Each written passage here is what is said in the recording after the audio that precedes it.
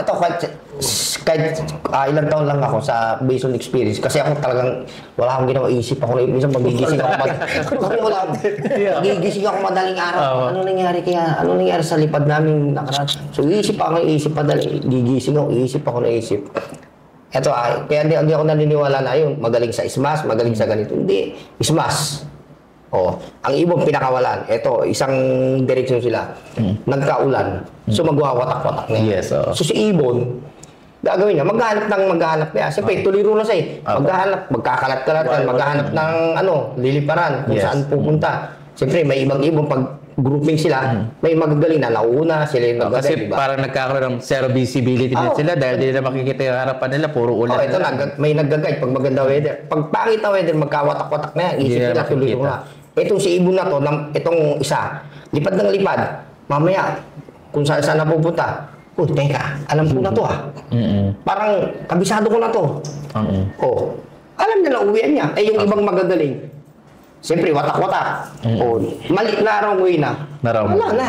Mas tingin ko, nagiging mas maraming follower compared sa Parang sa naglilid kasi yung naglilid, mapansin mo yan, sa plaque, di ba may naglilid sa gitna, nakaganon sila. Yes, pa-triangle. Yes. Siyempre, yung mga follower na yun, pagka nasira yung weather or inabot ng ulan, kanya-kanya na yun Yes, siyempre, wala nga silang leadership Lalo pag nakita nila, malabo na doon. Hindi nakita yung ganun nangyayari sa ibon. Ganun talaga. Pero naniniwala ba kayo, sir, na may mga line talaga na kahit ulan talagang dinadaretso nila? Hindi nila masasabi. Nakikita ba nila lumilipad yung ibon sa taas? Nakikita ba natin? Hindi. Hindi natin nakikita. Nung ulan na yan, no choice lang sila, tingin ko Pag malapit na sila, doon sa pipilitin nila, siyempre alam nila, malapit susuan. Kumbaga pagka nakita nila yung markings sila, alam ko na to, dala-diretso. Yung ulan malapit na yun. Lalo pag isang team sila, kunyari isang loop lang uwian nila, tapos malapit na rin sila doon sa uwian nila, inabot na. Kala nila, gagaling nito, nilakas, sumusugod sa ulan. Hindi nila alam no choice na yun Talagang gusto niya na sumugod. Dala yun yung bahay niya Yes, malapit. Kasi alam ka naman tumigil pa sila. Kaya nung umuwi ng mga basa-basa, lalo ngayon, malapit lang. May experience nga, umuwi na talagang isang grupo, basa lahat. Malapit na yun. Ikaw ba naman, siyempre, pag malayo, may hirapan sila. May hirapan, kasi mabigat Di ba pag nauna na mabigat yun Yes, mabigat. Kaya kung malayo pa, kaya nga mapansin mo sa ibon, natatagalan. Ang ano ko dyan, ang tingin ko dyan, kaya natatagalan, umiiwas Kaiiwas, napapalayo. Kaya natatagalan sila umuwi. Kasi nawawaran sila sa line of way nila. Okay. Sir, paano kayo mag-condition ng mga, halimbawa, start na tayo ng training. So, paano na yung conditioning method nyo na po dyan? Yung preparation nyo pagdating ng derby race na? Ang conditioning naman talaga namin, weekly lang Weekly. Hindi rin ako naniniwala doon sa pag may binigay kang gamot. Parang super power, walang ganun. Talagang ang conditioning is preparation. Mula pagkabata pa lang nila. Nag-a-add po ba kayo ng seeds sa patoka? Pag malayo. So ano yung ilang percentage ng mga seeds like sa flower or what? Ano po yung ginagamit po doon? Ganun lang. Mga ilang percent? 30. 30%. Sunflower. Sap. How about Kasi corn? hirap maglikot And peanut? Hindi, sinasanay na lang namin sila doon sa patoka namin na ganun So, kasi sa PHA kasi talaga, maraming dyan, mag-adjust, lalo pag galing ka sa small club na naglalaro ka sa small club. Pag dumasok ka ng PHA, nagdami na sisira ang ulo. Yes. Sasabihin nila, bakit ang hirap? Kasi hindi nila naisip, lalo yung mga baguhan. Sumali ka ng PHA, ang pinakakain lang sa PHA is whole corn. Sa derby. Derby, whole corn lang yan. Sa truck. Hindi sana yung kumain ng ibon mo sa truck ng whole corn. Pag nilagyan, hindi kakain. Hindi lugi ka na sa lakas. Diba, lugi ka na sa lakas kasi Nilipad ka, wala naman tiyan mo. hindi ka na makakapag walang gasolina yung mga kalaban mo, mga sanay yun, nagkagasolina sila, ikaw wala. So kailangan sanayin din ng ibon. Kung sasali kayo sa PHA, dapat ganun. Tingnan mo, compare sa pag derby, truck ng PHA, ano pinapakain? Whole corn. Pinapakain sa ibang club. Player mix. Kung ano yung kinakain nila mula bata yun. Player mix. Kumbaga, okay lang yun, nila. So, Pero kasi kanya-kanyang timpla. Timpla po. So to be fair, isa lang. Mais na lang po. Para walang sinasabi na kaya talagang malakas pinapaboran ba? Walang sa PHA, Kaya ganyan tingin ko kasi tinanong ko na rin niya kung bakit mais lang. Ang tingin ko kasi may kanya-kanyang mix bawat patuka eh. Eh baka mamaya ipakain, Mix mo makakapabor doon sa fancier na yun eh. Kasi siya yung magdi-decide kung ano ipapakain eh.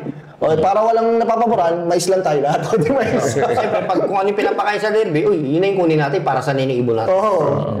Siyempre, para wala nga papaboran. Yeah, yung mais. mais na lang. Para pera sa lahat. Pera sa lahat. Carbo loading. Oo, pera sa lahat. Hindi, tsaka sabi nga sa akin ni Sir Nelson, natatandaan ko, yun din daw ang ginagamit sa Belgium. Yes, nakikita nga. Whole corn. Hindi nang pinakakain. Saka lalaki ng seeds. Yun din Sa Belgium, Sa nakita PHA ko. din eh. Lalaki ng seeds. Malalaking buto. Ng buto ng corn. So, PHA, ganun din malalaki. What we're trying to do at PHA is palaging sumunod what the European are doing. Pati yung sunrise, sunset, European din yan. Yung top 25, European din yan. Sa prices, percentage, 25%. so ang basis talaga natin European. Kasi ang tawag nila dun sa top 25 prices na yan. Prices na po. prices. Nakadepende yun sa base nung, kung ilan yung bilang ng ibon na nirelease.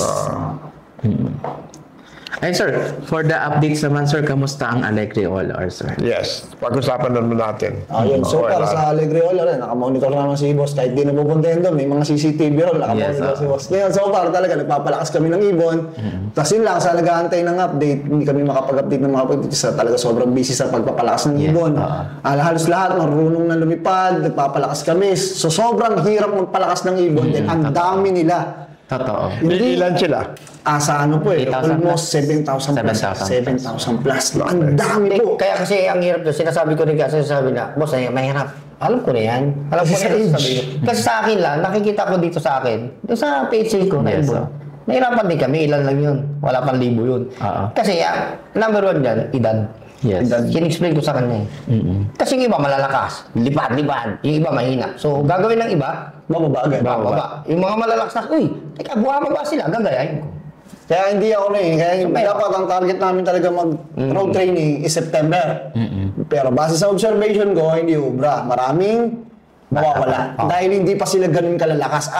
Hindi kagaya last year, Konti lang. almost 3,000 birds. Ang bilis ko na palakas eh. Halos buong team lumilipad eh. Ngayon talagang may gusto bumaba. May gusto, Kailan ang start Iba-iba ng kasi race? iba-iba kasi January? ng lakas nila eh. January po, ang napag-usapan namin ni Boss, baka maging January na po ang final race. Ang final race na po. Sa final race January. So you start December. Mga ganun po. Mga ganun. Kasi hirap talaga. Gusto yun man namin na, siyempre, alam niyo naman, na pag na-extend yung month ng pag-aalaga namin, Laking Additional gastos. cost. extend din yung expenses namin, di ba? Yes. Hindi naman namin pwedeng isugal yung mga ibon na para lang matapos, para lang magkaroon ng premyo, ayaw mo naman, wala. Hindi naman gano'n. Yes. Siyempre, may malasakit din kami ni Boss dun sa mga may-ari, sa ibon na alaga namin na kailangan nating palakasin. How about the North? Pantay-pantay. Bagawa ng North. Yung North OLR yun. Pinlano pala namin ni Boss. Talagang pinag-iisipan mabuti. Hindi pa na-umpisa. Sabi ko, Hindi po kasi ang hirap eh. Plansay muna natin to ano. Ang dami. Okay. Kasi Ito lang, mahirap kung magkamali. Alam Pikin niyo, muna Boss. natin kasi I think challenging ang South eh. Kasi yung North, pag one lap race, ang dali. Up to the last lap, ang dami din. Lalo kung maganda po yung weather. Ang challenging lang din sa atin dito sa South, sobrang dami din ng lambat din. Ayun yung Kaya, hamon eh. kaya hindi pa rin namin makapag-design doon sa North OLR dahil si Boss sabi sa akin na ayusin muna natin yung South kasi sobrang hirap. Ang lamang nila, ibang schedule nila sa mga club. Opo. So, at that time, wala pang lambat siguro eh. Pag Hopefully, wala pang Makailagay na po Ay, nila ngayon. meron na, kasi- Kasi makapanood na kasi- eh. nandyan lang yan eh. Oo, most probably Tatayo na kasi rin eh.